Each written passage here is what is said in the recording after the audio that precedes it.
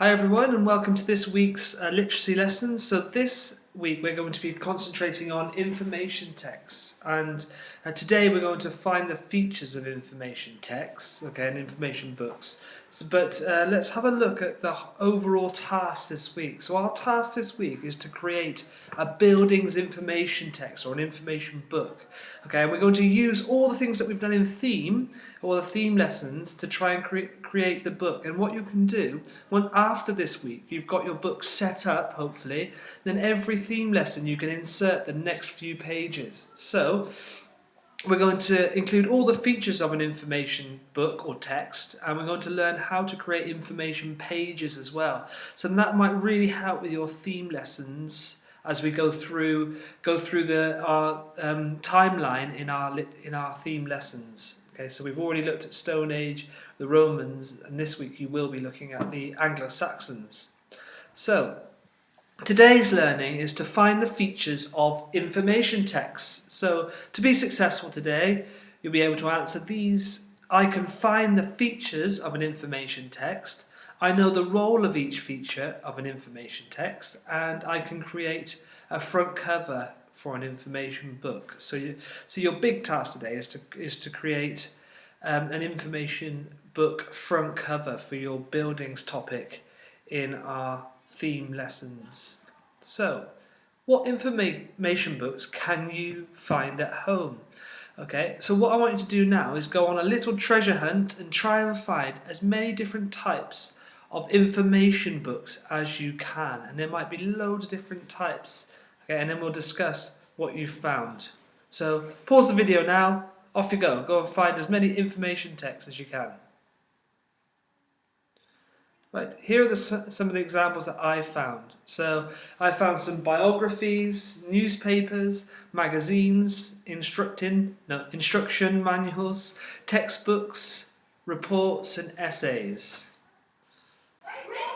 So look at all these amazing information books that I found. So I made gruesome facts, I found art activities, and this is an instruction book as well, so maybe you found some Lego books. I've got a textbook all about computer coding to help me learn about coding and try and keep up with all of you guys. I've got information texts which are full of lots of information about Egypt. And I went to the library because I know we're learning all about the Romans and buildings, and I found this huge pile of different types of information books. But then I also found things like newspapers, and newspapers are definitely information texts because they give us lots of information in there.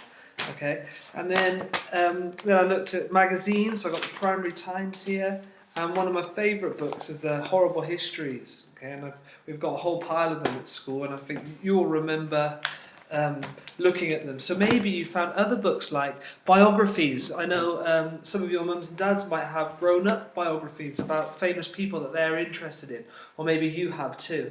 So hopefully you found lots and lots of books today that are information texts, because there are lots and lots of different types if we look back at our list.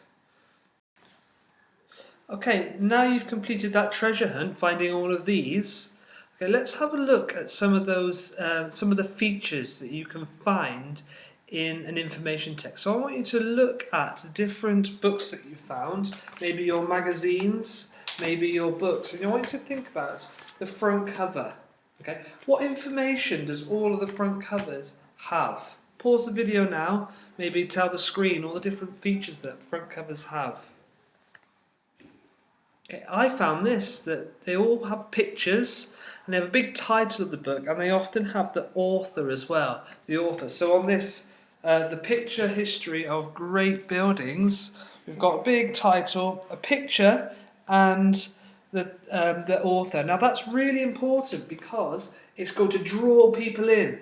Okay, and if you look at the back, they always have a blurb, and then maybe the price and a little barcode and some more pictures sometimes as well, and possibly who made it. So this one was made by Francis Lincoln.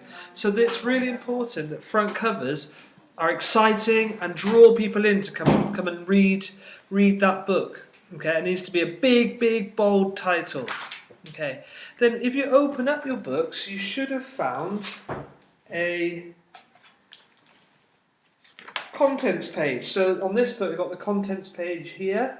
Okay, let's have a look. Let's see if we can find. Now, newspapers don't usually have contents page, but information books, the one that we're going to write, they do have. So let's look. This is a book called Inventions, and hopefully you can see me in the corner.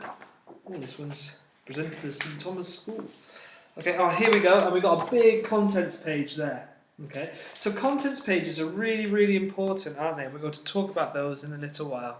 Okay, most of these books have an introduction. Remember, each article in a newspaper, when we wrote newspaper articles earlier in the year, have an introduction.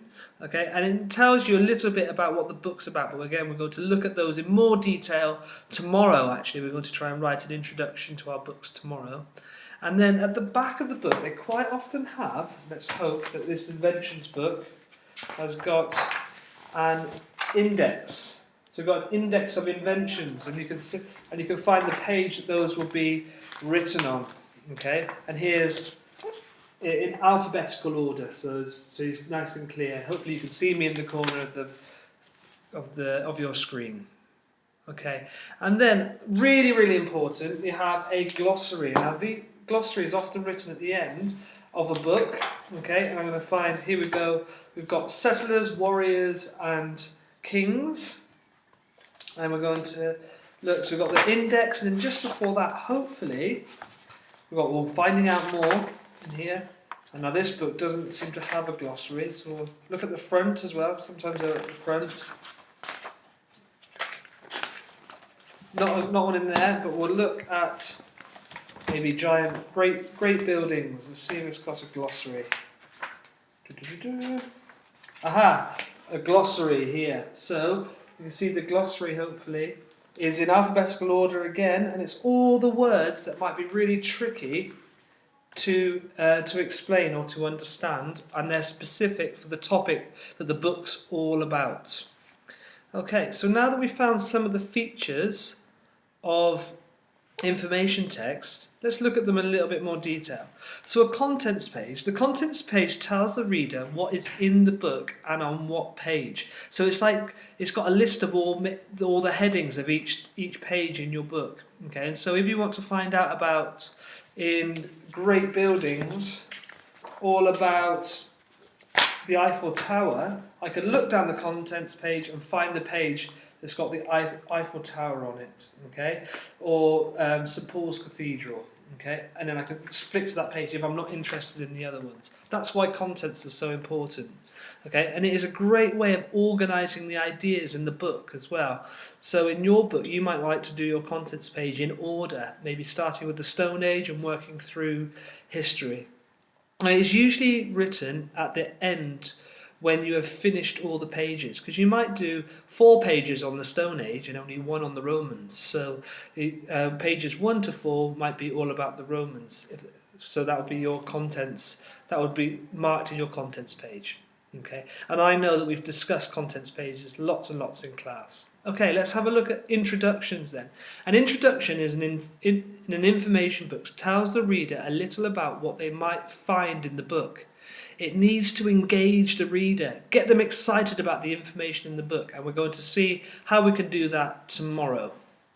And you're going to write your own.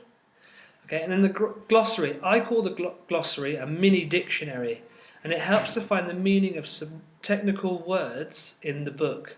Quite often the words are in bold, and then you can find it at the back. So lots and lots of books have glossaries. Okay, and I think maybe if you want to challenge yourself, you could include one for your information book.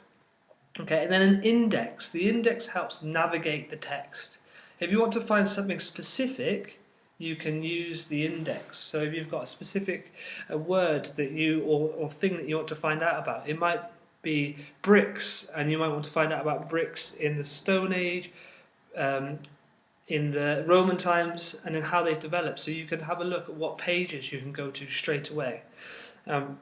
Next to the words, you can find what page you might find it on. And again, like the glossary, it is in alphabetical order to make it easier for you to navigate, just like a dictionary. Okay, so today we have looked at the contents pages, introductions, a glossary and an index. So I want to challenge you now to go and investigate some of those now and have a look if you can find some of them.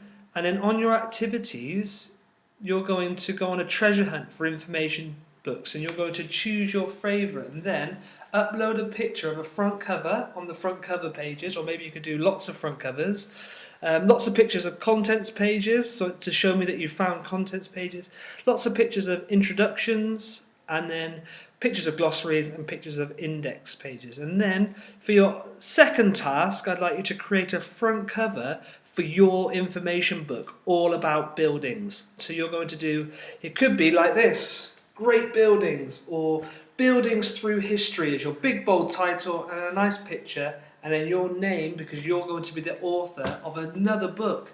So you've already written a fairy tale book, and now you're going to write an information book. Okay, so that is your task for today, and I really look forward to seeing your front covers and your treasure hunts. Good luck with your learning today.